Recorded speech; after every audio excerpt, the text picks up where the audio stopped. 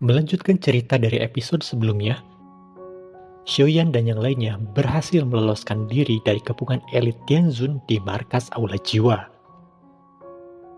Ruang spasial yang mereka gunakan untuk pergi dari sana menghantarkan mereka ke sebuah tempat di dataran tengah. Terlihat sebuah retakan ruang hampa di atas langit dataran tengah yang luas.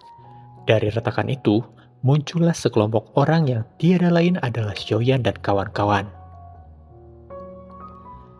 Karena sangat khawatir dengan keadaan Xiaoyan, segera Feng Zunze memeriksa keadaannya. Ekspresinya semakin buruk setelah mencoba mengecek keadaan tubuh Xiaoyan.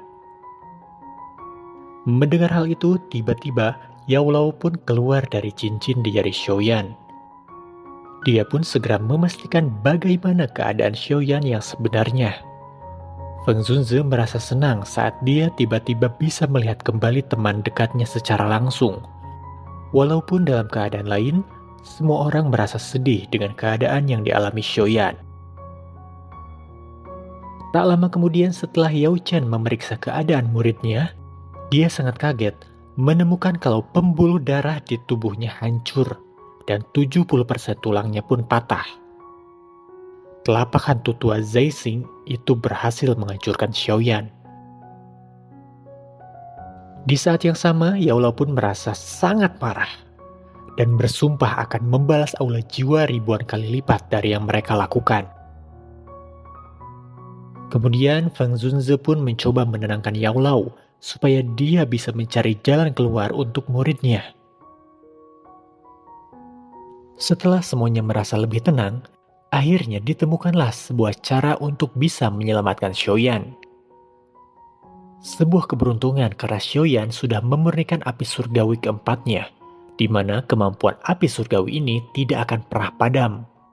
Seharusnya, tubuhnya juga akan bisa memulihkan dirinya sendiri, asalkan mendapatkan pancaran cahaya bintang yang cukup. Di samping itu, Xiaoyan pun ternyata sudah meminum pil naga misterius Yin Yang yang diperolehnya dari Han Feng. Tentunya hal itu bisa lebih cepat membuatnya untuk segera pulih kembali. Mendengarkan hal itu, semua orang pun merasa lega. Akhirnya mereka bisa mendapatkan secercah harapan. Tak lama kemudian, Feng Zunze pun langsung menyarankan untuk segera membawa Xiaoyan ke pavilion bintang jatuh. Karena di sana merupakan tempat yang sangat berlimpah dengan cahaya bintang. Di samping itu, Aula Jiwa juga pasti tidak akan tinggal diam setelah Yao Chen berhasil diselamatkan. Pavilion bintang jatuh memiliki pelindung khusus yang membuatnya tidaklah mudah untuk ditemukan oleh orang lain. Tempat yang tepat untuk bersembunyi sebelum semuanya menjadi lebih baik. Mendengar hal itu, Yao Lao pun menyetujuinya dan akhirnya mereka pun segera pergi ke sana. Pavilion bintang jatuh terletak di wilayah selatan dataran tengah. Di antara 4 pavilion, pavilion bintang jatuh memiliki jumlah murid yang paling sedikit. Tentu saja, jumlah mereka sedikit akan tetapi mereka semua memiliki kualitas. Pavilion bintang jatuh tidak pernah merekrut orang biasa-biasa saja. Sesampainya di pavilion bintang jatuh, Yao Lao merasa seperti bernostalgia. Karena bagaimanapun tempat itu adalah tempat yang dia bangun bersama sahabatnya, dan posisi ketua pavilion masihlah tetap miliknya. Feng Zunze hanya menggantikannya untuk sementara waktu. Beberapa saat kemudian, murid-murid dari pavilion bintang jatuh pun menyambut kedatangan Feng Zunze dan yang lainnya. Terlihat, Mu Qingluan pun datang menyapa mereka. Di saat yang sama, tiba-tiba Feng Zunze memperkenalkan kepada semua murid kalau orang yang ada di depannya adalah ketua pavilion yang sebenarnya dari tempat di mana selama ini mereka tinggal. Ekspresi kaget terlihat di wajah para murid.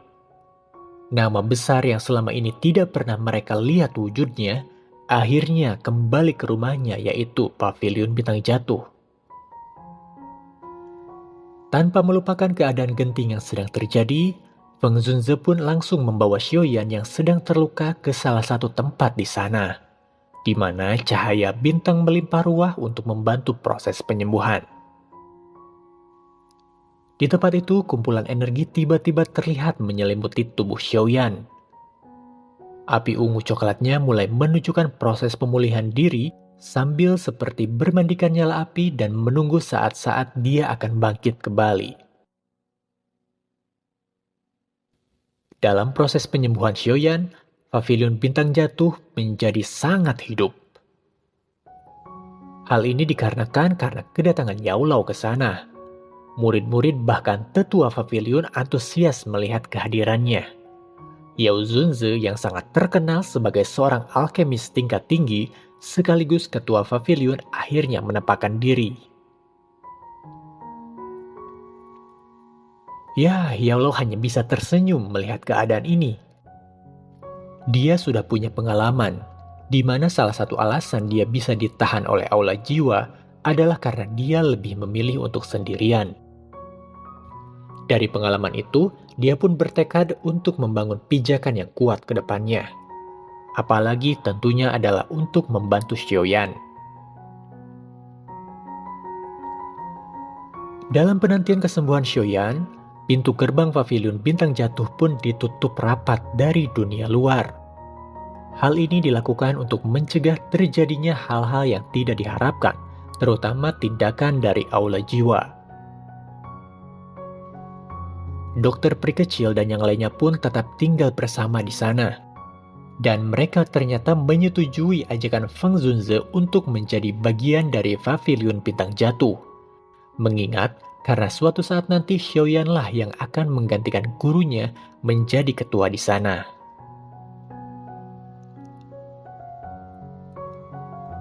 Namun, sebuah kekhawatiran selalu menghantui mereka. Kewaspadaan atas tindakan yang akan diambil oleh pihak aula jiwa. Mereka sangat tahu aula jiwa tidak akan diam saja atas semua yang telah terjadi. 1 tahun waktu berlalu begitu saja. Namun, belum ada tanda-tanda Xiaoyan akan bangun. Desas-desus pun ternyata beredar di antara para murid. Mereka sibuk membicarakan siapa sebenarnya yang sedang berlatih. Namun mereka tidak tahu kapan dia akan keluar menunjukkan dirinya kepada yang lain. Mu Qingluan pun mencoba memberikan penjelasan kepada sesama murid di sana. Tidak lama kemudian, tiba-tiba mereka dikagetkan gunung di sekitar sana tiba-tiba bergetar dengan hebat. Orang-orang di sana bergegas melihat apa yang sebenarnya terjadi. Ternyata, hal itu dikarenakan adanya pergerakan energi yang sangat besar dari dalam diri tubuh Xiaoyan. Sebuah kekuatan yang dapat menimbulkan fenomena yang tidak biasa. Hal ini menyebabkan semua orang di sana bisa merasakan betapa kuatnya energi yang dikeluarkan. Melihat kondisi ini, Yao Lao dan yang lainnya pun merasa terkejut. Mereka tidak menyangka kalau energi besar itu sepertinya sudah mencapai level Dozun. Apakah Xiaoyan akan menembus level Dozun?